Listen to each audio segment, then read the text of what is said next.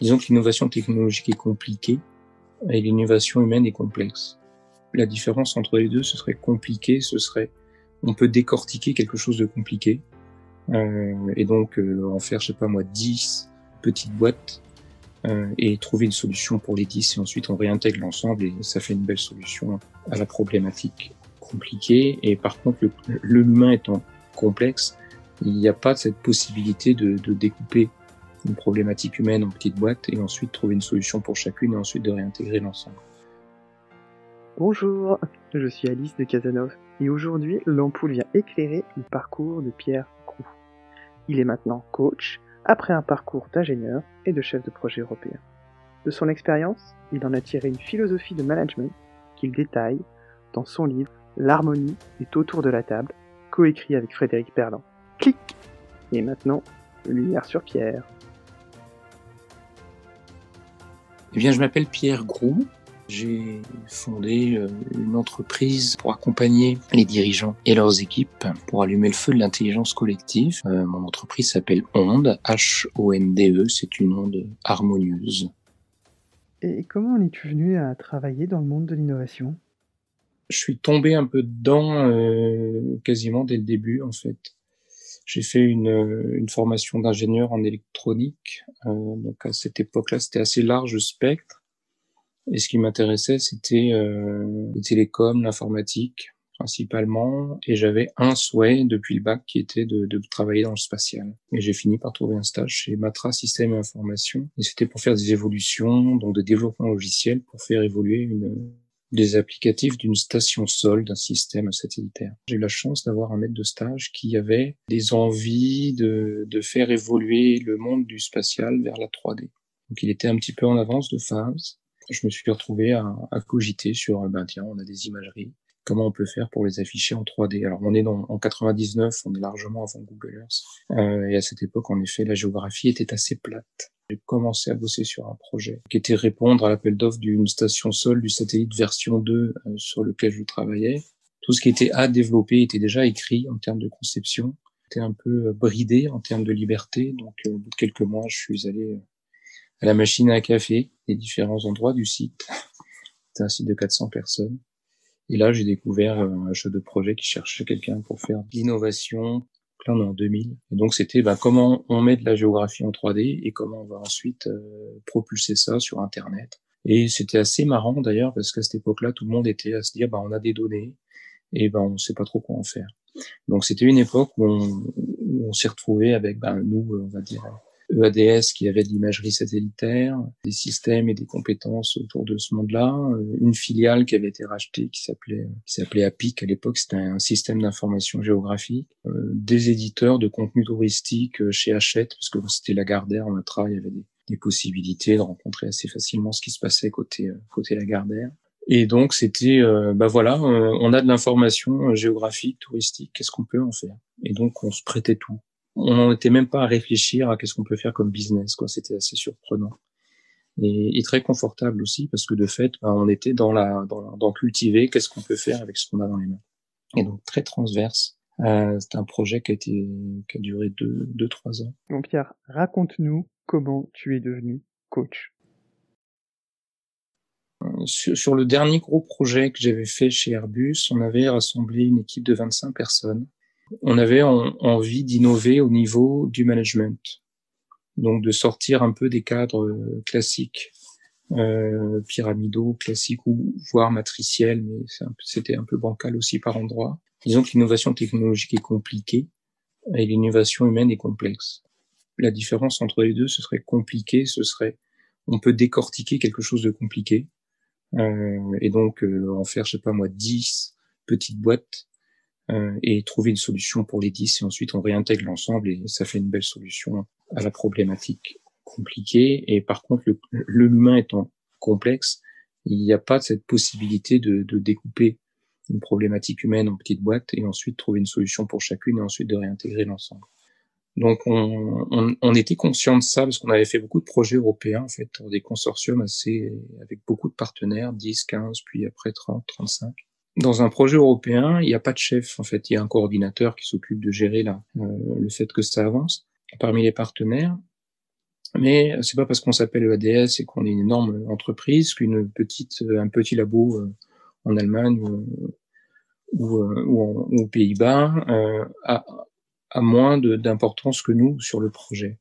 Donc on avait déjà cultivé, grâce à cette approche horizontale, quelque chose de très souple, très agile, où chacun avait sa place. Et donc on s'est dit, mais comment on pourrait faire ça au niveau de ADS, au niveau d'une équipe de 25 personnes, voire au-delà. Bon, ça s'est très mal fini. Ceci étant, j'ai beaucoup appris du fait que ça s'est mal fini, parce que c'était justement à cause de l'humain. C'est-à-dire que toutes les compétences étaient là. Donc, suite à ça, je me suis dit, je vais aller voir dans une petite boîte qui était aussi de la même taille que celle que j'avais créée en interne. Donc, c'était une boîte de 20 personnes. Quand je suis arrivé, ils avaient embauché 4 autres personnes avec moi. Donc, on a commencé à 25. Et là, je me suis dit, bon, axé vers un résultat commun fort. Hein. Là, on était obligé de sortir ce produit sur lequel ils m'avaient embauché pour la direction.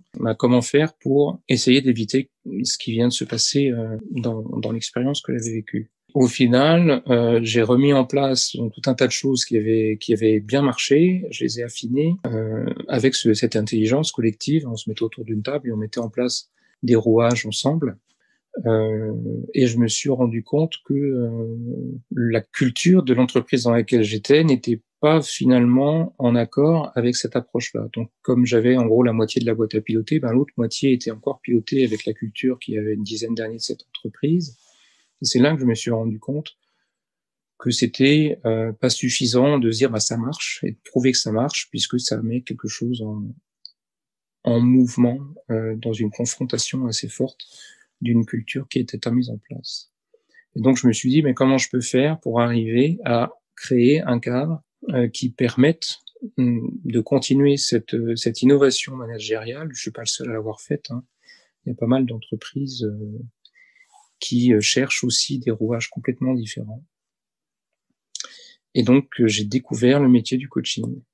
Donc je suis allé me former auprès de Métasystème, donc l'école d'Alain Cardon, qui fait du coaching systémique et donc qui accompagne toutes ces facettes, on va dire fractales, donc à différentes échelles. On se rend compte que d'accompagner un individu, ça permet aussi d'accompagner une équipe, ça permet d'accompagner une entreprise, une organisation. Pour justement trouver une clé, moi j'ai toujours ce côté ingénieur qui dit je suis face à un problème, je vais chercher une solution. Et c'est aujourd'hui la voie qui me paraît la plus naturelle pour accompagner justement des transformations, innovations humaines.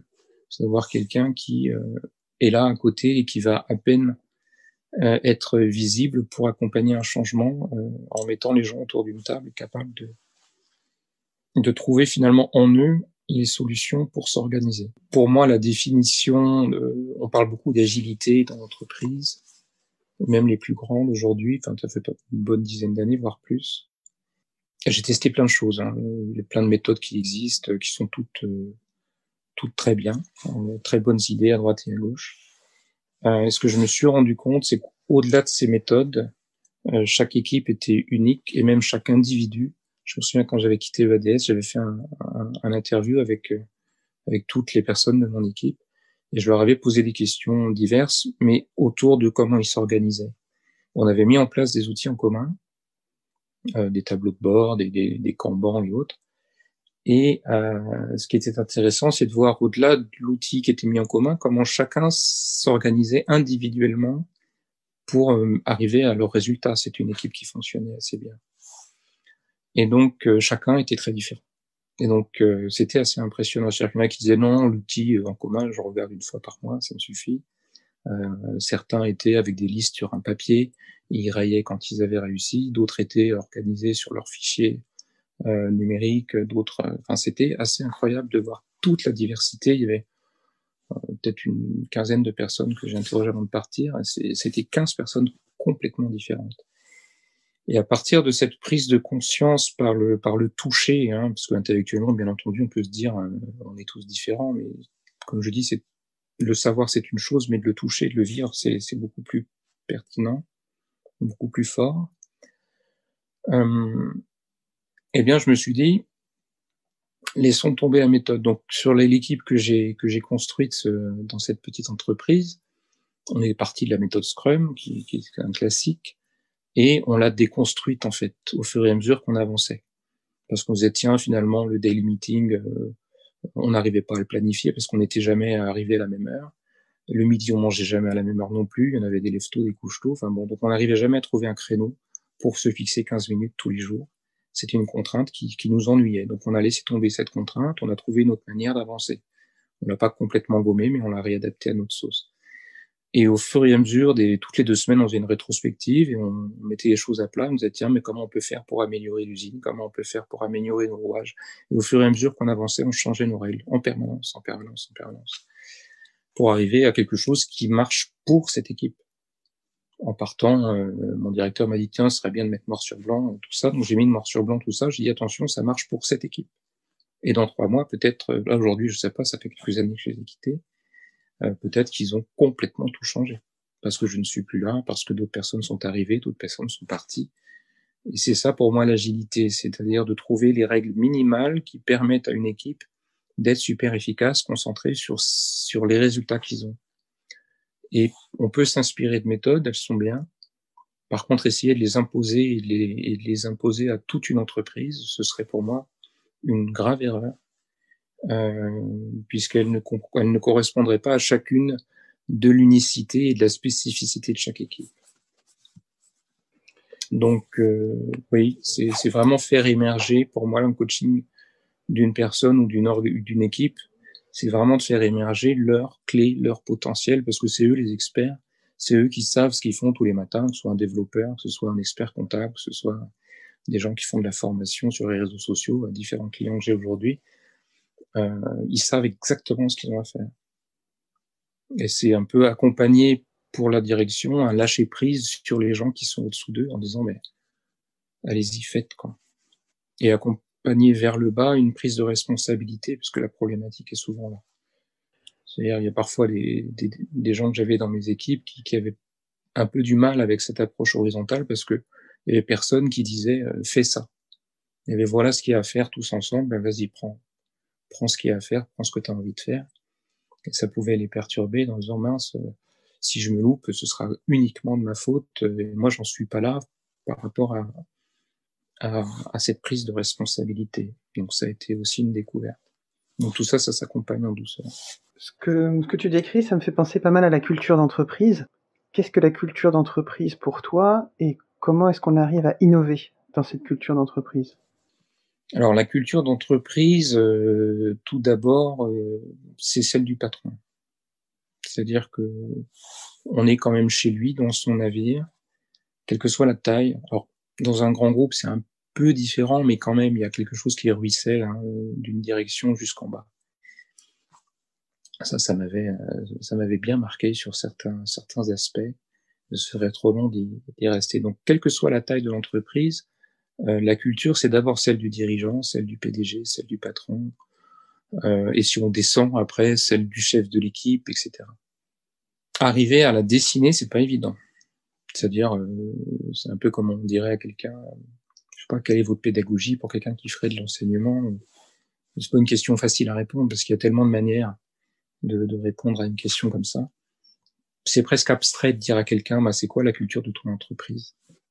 Donc, alors, par contre, il y a des clés. On peut arriver à faire émerger un certain nombre de schémas. Moi, dans ma formation de coaching, on a découvert une approche d'une modélisation de culture d'entreprise qui tient sur quatre composantes qui sont passionnantes et qui, en effet, peuvent faire émerger un certain nombre de stéréotypes. Et une culture sera unique, donc c'est pas parce que elle sera plus sur une de ces quatre jambes, on va dire, qu'elle sera uniquement sur une de ces quatre-là, sachant que l'ensemble des dimensions est intéressante pour faire avancer une entreprise. Comment innover sur la culture d'entreprise? Ben déjà, ce serait d'essayer d'arriver à l'écrire, d'arriver à faire émerger ce que c'est que la culture d'une entreprise ou d'une équipe. Ce serait déjà pour moi assez innovant parce que je pense que pas grand monde s'est posé en disant mais elle ressemble à quoi ma culture? Alors, des gens qui parlent de valeurs, d'autres qui parlent de raison d'être, tous ces mots sont tout à fait utiles pour arriver dans cette direction. Ceci étant, l'innovation dans la culture, ce serait déjà d'arriver à écrire la sienne. Et là c'est déjà un beau bout de chemin. Après, une belle culture qui est bien écrite, ça permet, parce qu'en gros, c'est comment que ça se passe chez moi, la culture. C'est comment je décide. Moi, je suis le chef. Est-ce que je prends toutes les décisions? Est-ce que je vous donne la possibilité de vous exprimer? Est-ce que je suis prêt à la prise d'initiative? Voilà, quels sont les rouages, en gros, dans lesquels moi, le dirigeant, je suis à l'aise. Et ensuite, arriver à créer un échange avec les salariés, soit le comité de direction ou au-delà, pour que petit à petit, les gens disent « Ah oui, ça me plaît, tiens, j'ai une nouvelle idée », et de faire évoluer ça ensemble. Une fois que la culture est écrite, on arrive sur quelque chose d'hyper essentiel, de mon point de vue, qui est l'étendard qu'on va pouvoir comme ça montrer à des futurs embauchés, en disant venez chez nous, ça se passe comme ça. Par exemple, si je reprends l'exemple d'un débutant qui aurait du mal avec prendre une responsabilité, il préférerait un cadre où on va lui dire précisément quoi faire. Je vais lui mettre une étiquette qui est pas négative du tout d'exécutant, quelqu'un qui va être en mesure d'exécuter précisément ce qu'on va lui demander. Et beaucoup de débutants vont être souvent dans cette dimension-là parce que comme ça, ils vont être encadrés, ils vont avancer, ils vont prendre confiance et puis petit à petit, ils vont s'envoler, s'ils le souhaitent, dans une autre direction qui sera plus avec des responsabilités, une capacité, une autonomie. On entend souvent ça dans les fiches de poste, on aimerait quelqu'un d'autonome. Là encore, qu'est-ce qu'on définit derrière l'autonomie? Selon les cultures, ça va être complètement différent. Innover derrière le mot culture, ça va être pour moi expliciter chaque terme qu'on utilise tous les jours au sein de cette entreprise. Et après, c'est clé. C'est-à-dire que moi, si j'avais une entreprise un jour qui me dit tiens, on aimerait bien vous embaucher, je dirais expliquez-moi votre culture. Est-ce qu'elle me convient? Et si elle me convient, super. Si elle me convient pas, je leur dirais écoutez, c'est pas ma tasse de thé. Moi, j'ai besoin de ça ou ça ou ça. J'ai besoin de ces composantes-là pour être heureux dans ce que j'ai envie d'avancer. Donc, arrêtons-nous là. Par contre, si la culture me plaît, là, je vais dire super. J'y vais à fond, c'est clair. Donc, la culture, c'est quelque part le premier contrat qui ressemble pas du tout au contrat qu'on a quand on signe un contrat de travail. C'est un contrat, je saurais pas comment le définir, un contrat culturel, quoi. C'est plus qu'un contrat moral, c'est quelque chose qui s'exprime pas toujours facilement qu'avec des mots, d'ailleurs. Il y a aussi des images, des vidéos, une ambiance, quoi. C'est pas facile de décrire une ambiance avec des mots. Merci beaucoup, Pierre, pour ce partage. J'aimerais qu'on aborde maintenant les questions du développement durable. Elles entrent de plus en plus dans la sphère professionnelle. Qu'en est-il de ton côté? Je suis horrifié d'avoir découvert il y a quelques années ces continents de plastique qui flottent à la surface, plus il paraît qu'il y a 3-4 mètres de plastique qui traînent dans les fonds. Enfin, on est en train d'asphyxier tout notre écosystème. Donc là, il y a une dimension qui me préoccupe. J'ai découvert d'ailleurs à travers le coaching quelque chose d'assez intéressant, c'est j'ai rencontré pas mal de gens qui sont plus âgés que moi et qui accompagnent les entreprises avec souvent des psys qui disaient le coaching, moi j'en ai marre parce que c'est quelque chose qui pousse toujours plus, qui est toujours plus efficacité, machin. C'est vrai que cette image existe et je vais pas la remettre en question parce que ça fait aussi partie du challenge d'un coach d'accompagner à aller toujours chercher la quintessence pour avancer. Ceci étant, on peut exactement avec les mêmes mécaniques se dire mais qu'est-ce qu'on pourrait faire en utilisant 2 fois moins d'énergie? C'est un peu ça que je recherche aujourd'hui, c'est comment on peut faire la même chose en dépensant 2 fois moins d'énergie. Si je me remets sur ce que j'avais en tant que chef d'équipe, j'avais un coût de structure, que ce soit la grosse ou la petite entreprise, c'était la même, c'était pas les mêmes nœuds, mais c'était la même proportion. J'avais 40 à 50% de mon temps qui était gérer les interactions avec la structure que m'imposait un système qui m'empêchait d'avancer. Sur tous ces schémas-là, je pense qu'on peut se poser dans n'importe quelle entreprise, ou du moins dans beaucoup d'entreprises, parce qu'il y en a qui ont fait à ce chemin-là, de se dire mais qu'est-ce qu'on pourrait enlever de nos rouages qui nous permettrait d'être aussi bien en termes de rendement en faisant 2 fois moins de gâchis. Merci beaucoup d'avoir écouté ce nouvel épisode de l'Ampoule. Pour ne pas manquer les suivants, abonnez-vous. Et puis soyez généreux. N'hésitez pas à partager autour de vous ce podcast. À très bientôt.